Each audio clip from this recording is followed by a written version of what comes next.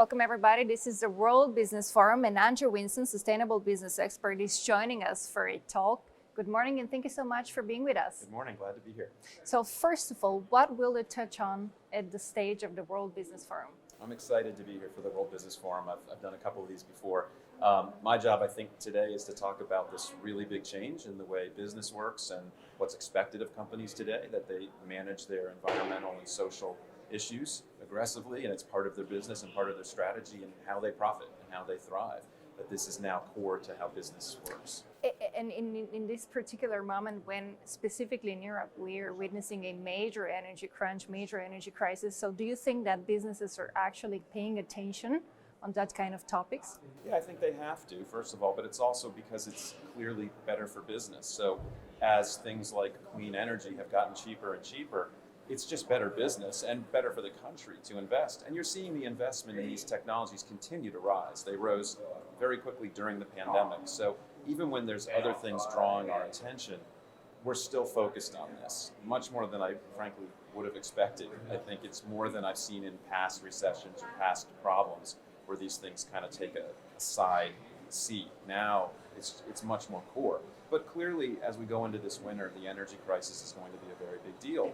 But the companies and countries that have more renewable energy are less concerned about the energy crisis. That's and you for can sure. see companies that are more resilient because they've bought mostly renewable energy. They're not as concerned. They're not as worried. Absolutely. So just to make sure, in the long term, you think this is a great opportunity for companies? Oh, of course. I mean, this is a multi-trillion-dollar set of markets that are under enormous change. We're seeing deep changes in the way we produce energy, the way we drive and get around. Almost every major auto company in the world is committed to selling only electric vehicles within 10, 15 years. Enormous changes in how we design and operate buildings, how we run our food system, consumer products. All of it is changing dramatically to satisfy more and more demanding consumers and communities and customers that want more sustainable products. So this is, I think, the multi-trillion-dollar opportunity of our time. This is the biggest change that we've seen probably since the internet. So you brought your book to our viewers, Net Positive. Talk to us about the message and, of course, the highlights. The message, of course, you'd like to spread among the business community at this point, and, of course, your readers. Yeah, so the purpose of Net Positive, the goal of a net positive company is to create well-being for everyone that they impact, for their employees and consumers, customers, communities. And it's going beyond, net zero is a very common phrase now for companies to try to emit no carbon. Net positive goes beyond and says companies have to profit and grow by solving the world's problems, not causing them. And the core question we're asking is the world better off because your business is in it? If you can answer yes to that, then you're on your way. Great. And final take, 2 days ago, we saw the COP27 beginning at Sharm el-Sheikh in Egypt. I was wondering, considering the fact that 3 of the G20 countries, and I'm talking about India, Russia, I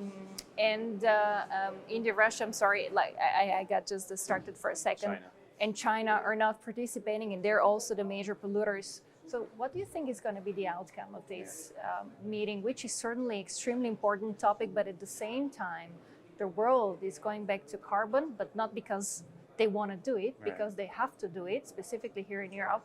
And so what do you think could be the outcome of these two weeks meeting? Well, just to say quickly that in Europe, there's some short-term needs for natural gas, liquid natural gas to replace from Russia, but there's also an acceleration still going on of nuclear, of hydro, of renewable energy. So there's still, I think, a huge move to get off of fossil fuels for this reason. So you're not dependent on Putin or other dictators. I think this is one of the main reasons.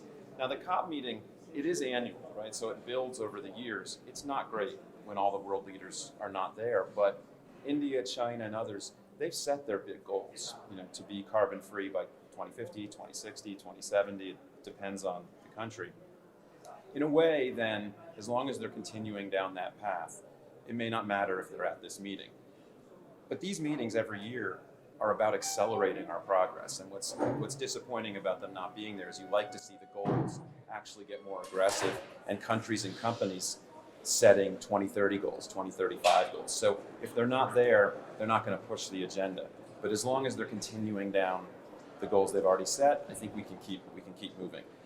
We want everyone there. clearly. But I think, there's plenty that goes on without that meeting, right? The real work happens Sure. in the country and in companies. And I believe pretty strongly that we're already moving very quickly towards the clean economy. Great. Thank you very much. Andrew Winston, sustainable business expert. Thank you for joining us and have a great time in Thank Milan. you. Thanks so much.